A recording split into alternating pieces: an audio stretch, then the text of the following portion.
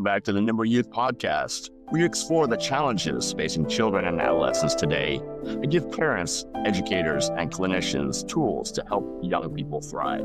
Today's topic is one that many adults feel uncomfortable discussing, but it's one that counselors, teachers, and parents are increasingly confronting head-on: online pornography and its impact on teenage boys especially. Research shows that nearly 3 in 4 teens, 73%, report having been exposed to online pornography, whether intentionally or accidentally. The average age of first exposure is around 11 to 12 years old, with boys often encountering it slightly earlier. In one large study, over 95% of boys reported seeing internet pornography at some point, highlighting how widespread exposure has become. Studies also note that the median age of first exposure typically falls between 12 and 15 years, with more than half encountering it by age 13 or younger. And boys are more likely than girls to intentionally seek out pornography and to use it more frequently.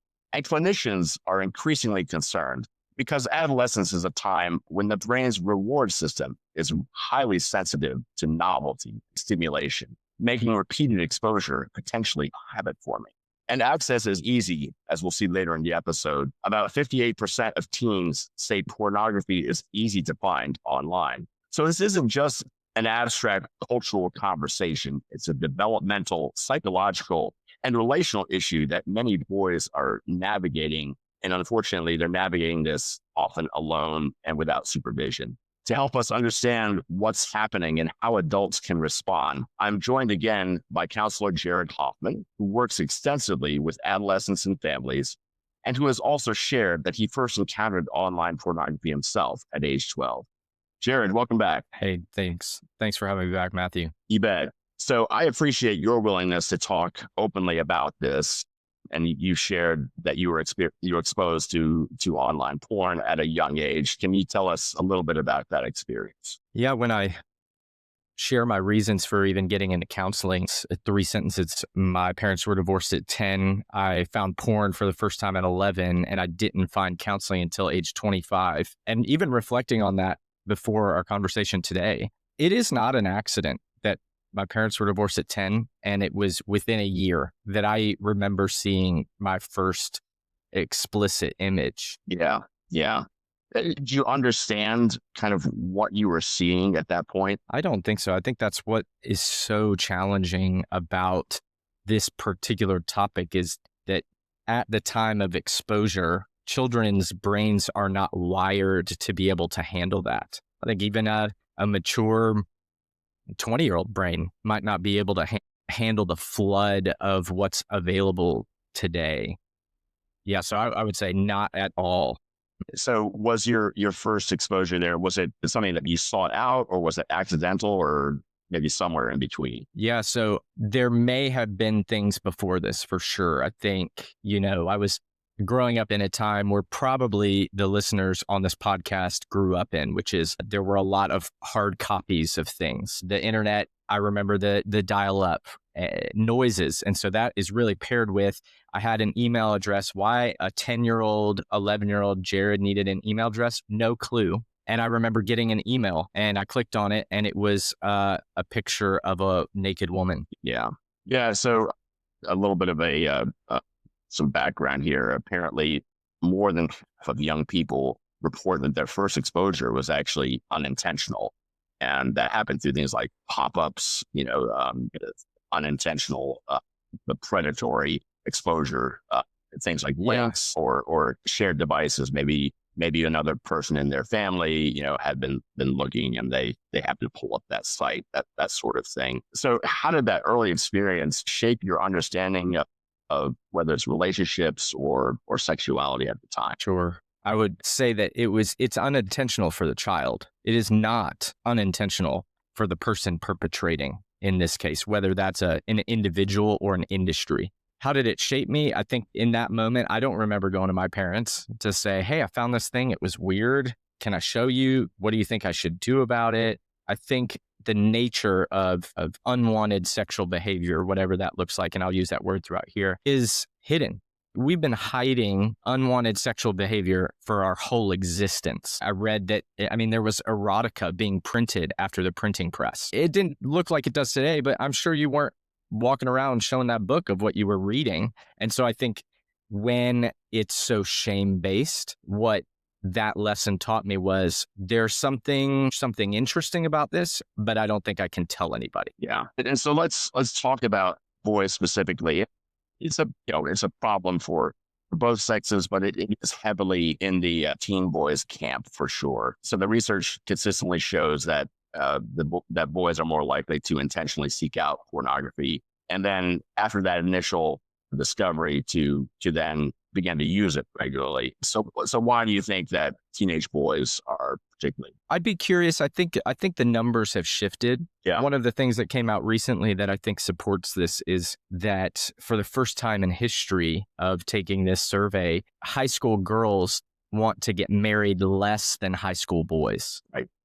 Right. I think it was part of the reason we were holding back in high school is like, this girl actually wants to get married. I just want to have some fun. And I think that's a trend. I also think we're just seeing the effects on, and we could talk about this later, on like how porn is impacting the behaviors of young men. Why is it impacting them more? I think, people argue that men are more visual, but I think even that's kind of going away because we can talk about the niche forms of pornography and how I think maybe the traditional porn from 20 years ago really did target boys and men, kind of what interested them.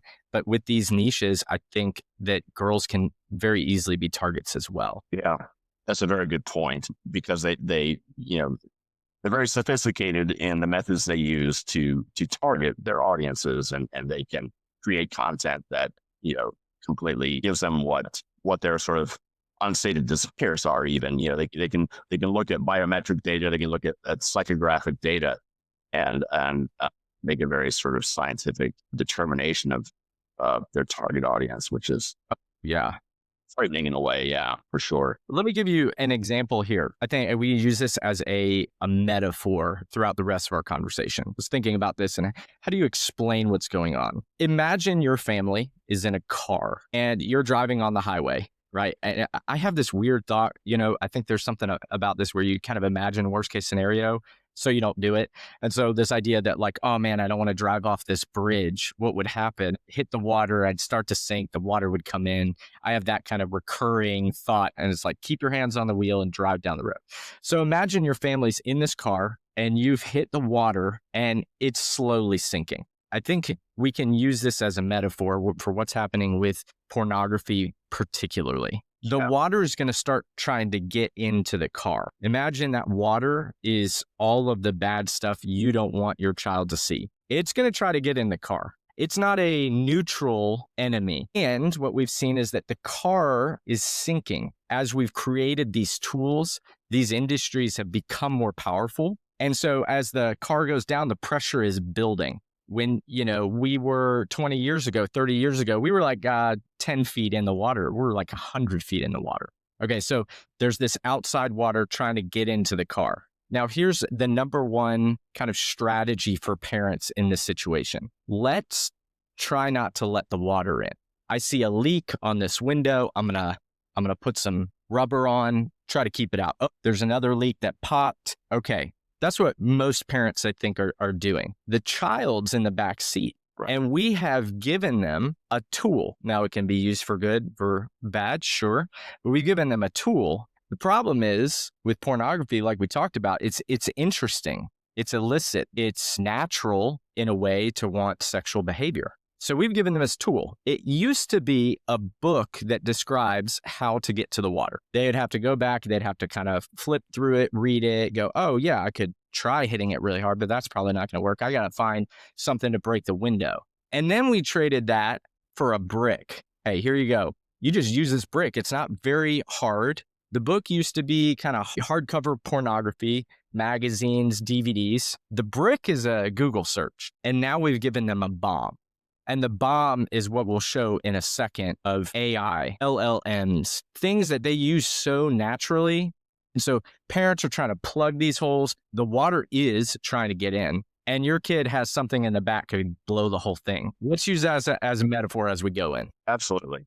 Absolutely. It's become so easy to access porn, and that has shifted the dynamic between men and women at this age so much. It used to be, we'll start with going out on a date. You had to ask the woman, you had to have these butterflies in your stomach. You had to take her out to a movie, dinner and a movie, right? And you had this very extensive courting ritual that you had to go through, and that all sorts of species, nature had to go through as well. Now it's, I'm going to go down to the basement, and access porn. And that way I don't have to ask this girl out on a date, and they don't want to engage anymore. So, it's become a real issue, I think, just in terms of male-female relationships, for sure. So let's talk about when the use becomes completely compulsive, when it turns into addiction. And what's the point where it shifts from curiosity to something more concerning, and even to the point of addiction? Is there a line that's easily crossed there, or does it just sort of creep up? What do you see as in your practice? On the one end, I'd recommend a resource. You can go to sexaholics.anonymous.com. They have a list, I think, of 20 questions. It's geared more toward a little bit older audience, because some of the questions are like, has your job or your work been impacted by it? But take a look at that. If you feel like, man, my kid might have something going on, you could look at that to get some insight. Are they hiding? Are they hiding their phone? I mean, I don't know. Too many kids. I'm nervous sometimes, and I'm not even using my phone for anything explicit sometimes. And I'm still like, oh man, what are they going to find? If they don't want you to touch the phone, if they'd be nervous if you took their Xbox out of their room, all sorts of indicators. If there's some nerves, some shame, I think, counselors, this is a good time to update your intake forms to include porn use. Because I think the anxiety, the depression that you could be seeing as a parent or counselor might actually be rooted in unwanted sexual behavior. I think a distinction for sure is the behavior addictive, or is there an addiction? And there's some arguments on that. But, one stance that I usually take is, if they're 12, they've seen porn. If they're 14, they've probably looked frequently. And then if they're 18, I don't know too many guys who aren't struggling not to. Now, it might be not very frequent, but there is some level of struggle. Yeah, for sure. Because it's omnipresent now. Mm-hmm. And that just, it makes addiction just so much easier. I had a friend who was addicted to a stronger drug, and there was a part of the city where he used to go and buy his stash. And he said, the way I got away from the addiction was I just specifically avoided that part of the city. I didn't walk through there anymore. I just stayed on the west side of the city or whatever. And but for people who have an alcohol addiction, it's really hard, because alcohol is everywhere, right? Mm-hmm. And our society tends to push it. And now, internet porn is everywhere, and it's hard to avoid it. And, we can put up gates, which may be helpful, but they're easily breached, as you're about to show us here. So let's talk a little bit about how the technology is just made the addiction so much easier for young people. Yeah, absolutely. Let's go back to our metaphor. Even the water, the pressure that's building. You think about the porn that is trying to enter your child's life. They make money. There's an industry. I looked up the number. It's like $4.5 billion industry in the US alone. They estimate global's like 13 billion, but it could be higher. If you start incorporating some other parts to this, for sure. That's a lot of horsepower. That's a lot of pressure trying to get in front of your teen's eyes. Absolutely. One of the best lines I heard about this was, parents struggling, when do I give my child a phone? And his solution, his only question is, when do you want your kid to look at porn? When do I give my kid a phone? Very easy. When do you want them to go into the bathroom and look at porn? So you got this industry, this pressure. The kid now there's 3 A's of addiction. There's anonymity, affordability, and accessibility. You can be pretty anonymous. You can access it anywhere if it's in your pocket, and it's extremely affordable. And you just give this child a phone, it's a matter of time. So you were talking about some tools. If it's okay, I'll share my screen. And before I do that, I'm just going to give a little bit of background. So I'm a counselor. I sit across from teens who tell me all the ways they get around you're plugging the holes. Well, they don't have their phone in the room at night. They don't have the phone they gave you in their room at night. They might have another one. Where is your old phone? Yeah. Where is the old iPad that was a little too old to sell back to Apple to get any money? And you're not supposed to throw it in the trash, so you put it in a drawer. Where is it? I mean, I could go down the list. I want to protect confidentiality and not share the specifics, but they are finding a way. Worse, maybe you remove every device from the house. Do they spend the night at friends' houses, right? That was a part of my story where I'm in a room and before I know it, I'm hanging out with people that are friends and there's porn on the TV. We're watching it. Okay, you remove them from friends' houses. They're going to go off to college or get their own place. Best case, they don't see it and then they go move out on their own at 18 and they're going to have access. So this is so imperative.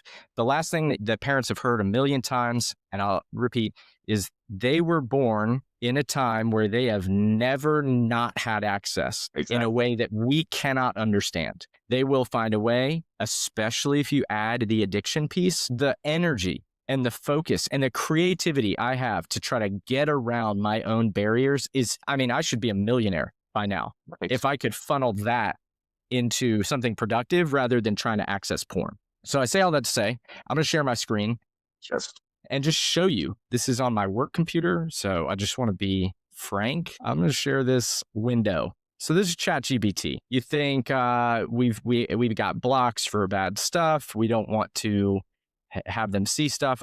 I don't think it's bad. I think to some extent, you don't want the water to get in the car and drown you. You got to do something. But we also have to turn and look at what we've given them as tools. So let's just ask, what is porn? It does tell me what it is. Where can I find it? Okay. Good job, ChatGPT. If you're listening to this, I asked, what is porn? It gave kind of a quick snapshot of there's videos, photographs, magazines. It's still doing that. Okay. And then I asked, where can I find it? And it says porn is found on adult-only websites. However, I can't help you locate or access explicit content. Well done, ChatGPT. Yeah, exactly. If I'm a kid, what's my next move? Yeah. My next move is to do this. New tab. So if I'm a kid, I'm going to type in what are AIs with less rules in another tab. If I don't already click on Reddit, which let's pause there and talk about Reddit for a second. Reddit is a click away from porn. You can search a list of Reddits that are extremely niche and it will come up with hundreds of them. There are people who just, hey, here's all of the weird, sexually arousing and curious sites you could want. And it's all within Reddit. Okay, so we're not going to go to Reddit. We're not going to go to the AI or videos. And we're just looking at this. Venice AI. That's the one that comes up if you click on it. Let's go to Venice AI. And I think I have to, it's sharing. Perfect. What is porn? How long has this taken me? 20 seconds? Right. Okay, now, good job, ChatGPT, for limiting some stuff. But remember, they have a bomb in the back seat. Now it's telling us a lot more explicit details. What's my next question? Where can I find it? There's websites, there's subscription-based platforms. It's naming them. Man, I'm learning stuff as it's spitting these out. But thankfully, it's telling me that it can be risky. Yeah. Here's another one I'll add. I've done this and tried this. In fact, they've made some progress. I asked it maybe 2 months ago. I kind of imagined I was a child who had somebody trying to do sexual acts with me. And I said, hey, I have a friend. We want to do this together. And it gives you the breakdown for like consent. You want to talk about it. And then I said, well, my friend is 40 years old. Yeah. actually told me that you just need to talk about it more. I tried it today. Venice AI has gotten a little better. They said this is off limits. It should be adult relationships, not adult and a child. Good job. Right. But in this case, this is what I ask next. If I'm a 12-year-old boy, how can I hide this from my parents? Yeah. We're 3 messages in, and it's going to pop out. Use private browsing, clear your history and data regularly, manage your device. In this case, this bomb, you can just keep asking it. It says use a VPN, be smart with downloads and files. Right. We're on bullet point 7, use headphones, don't leave things in the open. And this is very, very basic. We've gone to 3 sites. If they don't already know the websites to go to, and they're young enough or feel like this is the avenue, they didn't try it all. I'll stop sharing my screen and pause there. Yeah. So you can put up these gates and young people will find a way through them or around them, right? And I suppose that's not to say that gates aren't helpful. It's better than doing nothing, obviously. But they will always find a way around it. So what's the answer? What's the answer to sort of learning how to tell your child to choose another path or just not fall into the trap that pornography is just set for so many young people? How do parents hedge against this becoming a problem? Pornography causes isolation. It's fueled by it as well, the cycle. The opposite of that is connection. They go to it because they're isolated. They become isolated as a result. And the solution is connection. And first and foremost, connection with their parents, their caregivers. And if you're busy just trying to put the walls up to keep, plugging those holes, you're missing the connection. You're focused on that and you're not looking in the back seat to your child. Yeah. Hey, let's teach you how to swim, right? And so we fall into this pattern of protecting rather than educating and connecting. Yes. Parents, if I can convince you of one thing from this podcast, it is you cannot stop the water from getting in. I have said that from presentations, and I will still have parents. They say, well, no, we do 1, 2, 3. I promise you. Like I said, if they haven't found the way around, as soon as they're out on their own, it's going to be an issue. Connection is key. If you were bold enough to say, which I recommend, hey, have you seen pornography in the last week? No judgment. If they said no, why are you going to accept that as the right answer on the first time? They can say no and have done it. And if you're fooled or fueled by isolation and shame, if my parent had asked me, have you got any emails with a naked woman in it? I don't know if I would have said yes. I don't know if it's safe. I don't understand this. And so the connection isn't a one-time thing. It's for the rest of their life. Right. Yeah, absolutely. Just, connection on a broader level. Like,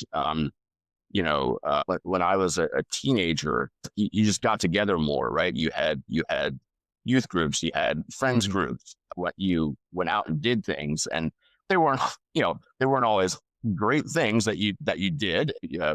Obviously, there was a good deal of time wasting involved here, but it wasn't sort of constant exposure to pornography and just being isolated, by yourself. And so I guess one answer would be just encouraging your young people to get involved with as many activities as possible. Is that something you'd recommend as well? Yeah. Real world, physical things. Those are super valuable. There's something that I want to revisit for a second, because I think this might actually limit our ability to connect with teens, is hopefully the screen sharing was an education. Like, shoot, if this is just a 1-minute exercise, what can they access when they have experience and a desire to get there? I think it just helps to be educated. I'm going to share some things that, I considered this. I'm like, I can't screen share what I'm about to say because this is going to get flagged on YouTube for sure. If we're going to connect, we have to understand what's out there and what they could have seen, even by age 12. They are not seeing the centerfold magazine from Playboy. They are seeing things that are tailored to them, that are, that we talk about the porn industry. It's also fueled by a tech industry that wants to keep us on a platform. And so before it was going to be on an illicit website, it's now tamed to try to get them pulled in on Instagram, on TikTok. Yep. Yep. I've dealt with the negative impacts of this as well. If I have trouble not looking, what are they doing when it pops up and pops up and pops up? There's some research out there on how many minutes it takes for illicit content to come up on a child's, first minutes on a platform. It's nothing. It's like 5 minutes, right? And then we talk about that. That's just content. We talk about predators. There's a video that shows how long it takes predators to message underage girls on Instagram. It's appalling. If you want to watch the scariest video that exists, it's within seconds that older men are emailing or messaging within Instagram an underage girl. Horrifying. So connection, we need some education on what has changed. And there's a couple of things that have changed. It's not a centerfold magazine showing up in every single platform they're a part of. Pinterest, obviously TikTok, obviously Instagram. Maybe it's not Roblox, but it's some of the people on Roblox within the Discord chats. It's Reddit. You can't lock it all down. Yeah. The next thing that exists, and I think this is why connection is so important, is they're meeting us at a place where we want connection. Of course, at 11, I wanted somebody to want me. Of course. And so these things that are coming at them, the water that's trying to get in a car, it's now chat enabled. They have AI girlfriends. We obviously talked about LLMs and how that's going to fuel things. There's niche content that you couldn't imagine. And I feel like I only know some of them. I don't even want to know. It hurts to look. And so whatever you think it is, it's much bigger. A lot of kids are into anime right now. Obviously, anime is neither good nor bad, but if there's porn somewhere, it's going to be there too. So much of anime has pornography in it. And I'll stop there. So the conversation with the connection piece, don't use your lack of knowledge or your assumption that you know everything as a barrier to connect to your child on this topic. Very good point. Yeah. And I guess the idea also is just to encourage sort of openness, calm, frank conversations, but not shrouded in shame or some sort of moral failure, right? Yes, absolutely. Yeah. It's something that all children will have to come to terms with at some point in their lives, right? Yeah. So, Jarrod, if there's one message you'd want parents, educators to take away from today's conversation, what do you think that would be? Is this the kind of takeaways and tools? Yeah, that's the idea. Yeah, one is very hard. I'll list like 7. That's fine. You don't have to keep it to one. If you're a parent or a caregiver or even a counselor, you have to wrestle with your own story of unwanted sexual behavior. There's a line that says that your kids start recovery the day that you do. If you're a mom or a dad who is using unwanted sexual behavior, that could be emotional, that could be anything, and you're not dealing with that yourself, man, how can you have an open conversation, right? Because the stance is going to be, I don't want to talk about this on the podcast. Why would I want to share about my shortcomings? Well, if my kid is struggling with the same thing and I can't talk about it, now they shouldn't be your accountability partner. Let's just say that. But you have to wrestle with your own unwanted sexual behavior, your own unwanted phone use, right? The number one reason the kids are on their phones is because parents are on their phones. Yes. Yeah. Okay, that's one thing. Second thing, share this podcast, please. I think there's 3 parents you can think of right now who need to hear this. Just when you're done driving, when you're done watching on YouTube, whatever it is, just text them this podcast. Because in the same way that your child needs community around this topic, you need other parents to be willing and able to share what's going on. Yeah, my kid looks at porn too. Let's figure out how to do this.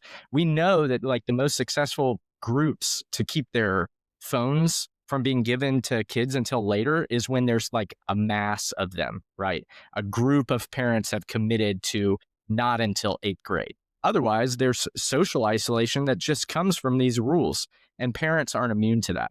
And speaking of connection, I know we've been at this a while, but it's so important.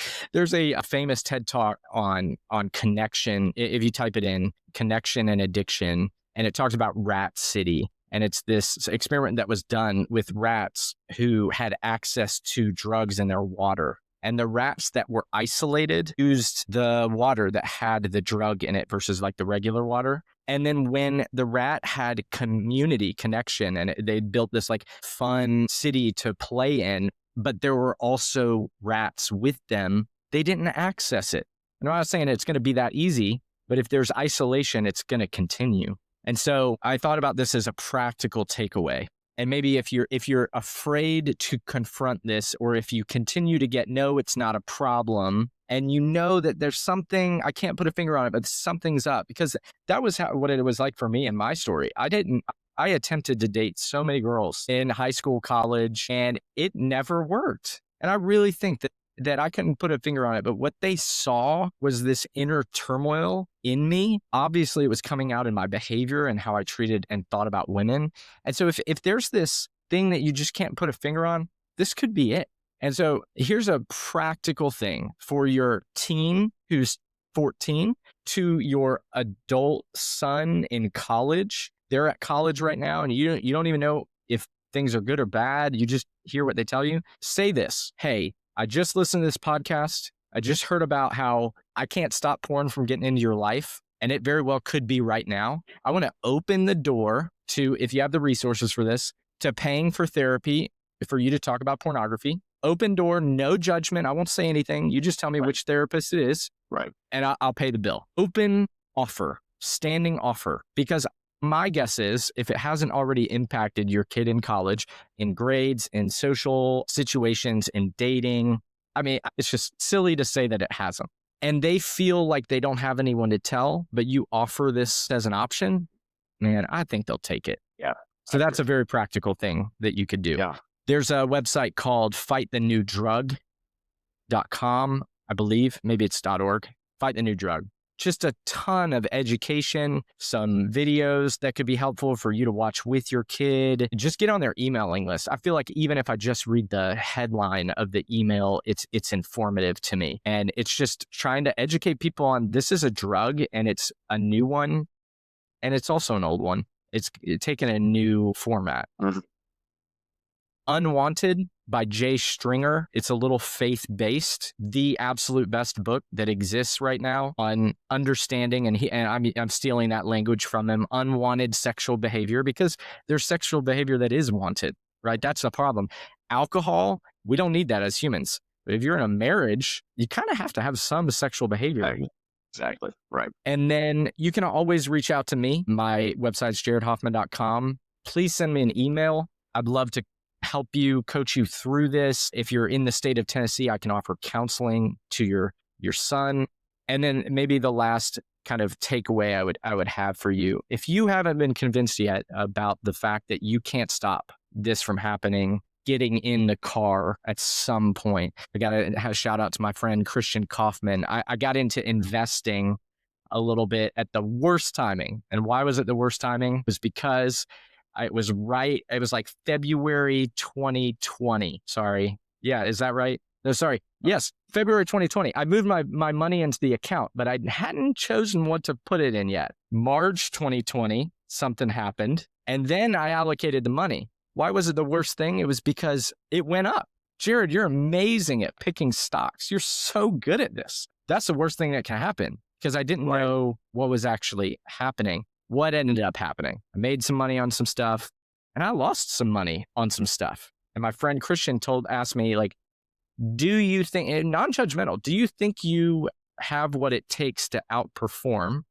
someone who majored in this, who lives and breathes investment, who has a team of 100 people doing research on their behalf? Right. Do you think you can beat them? Because guess what? 90% of them can't beat the market. So you'd have to beat 90% of them. Do you think they have what it takes? Since then, I have exited the Jarrod gets to pick stocks track, and I have gone straight market.